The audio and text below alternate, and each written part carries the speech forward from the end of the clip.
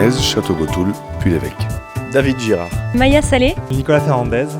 Serge Bouissou. Benjamin Guéraud. Catherine Maisonneuve. Valérie Alibert. Je vais parler de ce que je connais, c'est-à-dire la viticulture. Donc pour moi, la viticulture durable, c'est facile parce que on sait aujourd'hui scientifiquement que c'est viable, que c'est crédible et que ça s'inscrit dans la durabilité. On fait avec les insectes, les animaux, on régénère les sols. Donc à partir de là, c'est un travail d'agronomie assez pointu, c'est un petit peu comme la médecine finalement, mais on a tous les outils scientifiques aujourd'hui qui nous permettent de fonctionner et de s'inscrire sur le long terme sans polluer, sans abîmer et en laissant quelque chose de propre, quoi. Nous sommes passés au bio très rapidement parce que pour nous c'était très important de préserver la biodiversité dans nos vignes et de travailler sur la vie des sols. Mon père m'a toujours dit quelque chose depuis que je me suis installé il y a maintenant 3 ou 4 ans. Essentiel pour moi, c'est il est important de rendre la terre à ses futurs descendants plus propre que nous l'avons trouvé, ou tout au moins aussi propre. Le bio, ce n'est pas qu'un cahier des charges. Il ne faut pas y rentrer en se disant voilà, je rentre dans les cadres, etc., etc. Il faut que ce soit une volonté, mais il faut surtout qu'on y aille, pour moi,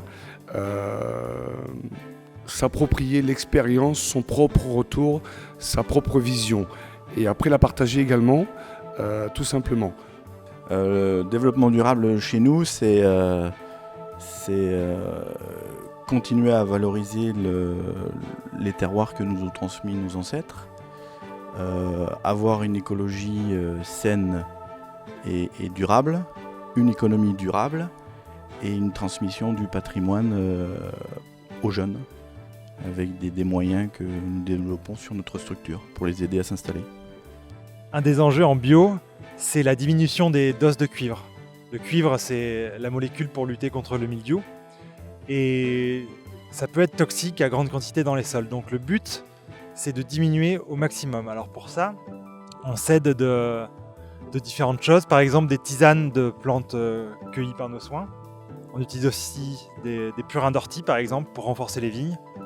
L'idée, c'est de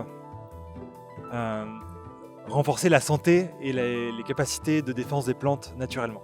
Pour ce qui est de notre expérience sur le vignoble de Cahors, il faut quand même compter à peu près 7 années, quand on est parti d'un sol qui a été travaillé en chimie, désherbé, qui est totalement mort, il faut bien compter à peu près 7 années pour avoir à nouveau un équilibre où les plantes sont alimentées normalement, où elles sont capables de synthétiser à nouveau des vitamines, des antibotrytis naturels et beaucoup de composés aromatiques. Il nous a fallu quand même un certain nombre d'années avant d'obtenir des vins à l'équilibre.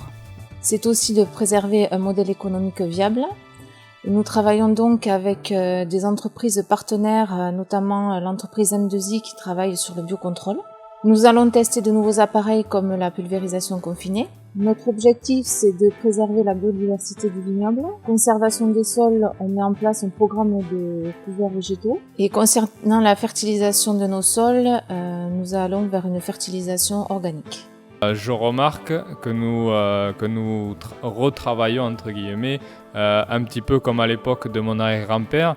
Je dirais qu'il y a eu cette transition entre les années 70-2000 où on a essayé de trouver des techniques, de facilité avec beaucoup de chimie, notamment au niveau du sol, des herbicides entre autres qui sont des plus gros pollueurs aujourd'hui au niveau environnemental. Et mon arrière-grand-père, lui, paradoxalement, il avait que des bœufs, mais il utilisait des décavaillonneuses. Et aujourd'hui, on revient à ce système-là, plus mécanisé avec des tracteurs, des outils plus modernes et plus performants. Mais voilà, donc on est vraiment je pense ma génération est plus une génération de transmission. La démarche que nous avons engagée, bien sûr, dans la durabilité, c'est mieux à la vigne, mieux dans nos sols et mieux au niveau de notre territoire.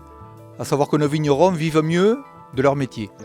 Alors, je voudrais dire vive le Cahors, vive le Malbec, et je trouve que sur cette appellation, on a une chance, il y a une émulation fantastique, tout le monde est motivé, il y a un vrai esprit d'équipe, et ça je trouve ça génial qu'on ait ça dans notre appellation parce qu'on a de l'or sous les pieds. À nous de le valoriser ensemble. Je tiens à dire ensemble. Vive le Cahors! Vive le Malbec! Vive le Sud-Ouest! Vive le Cahors et vive le Malbec. Vive le Cahors et vive le Malbec. Vive Cahors et vive le Malbec.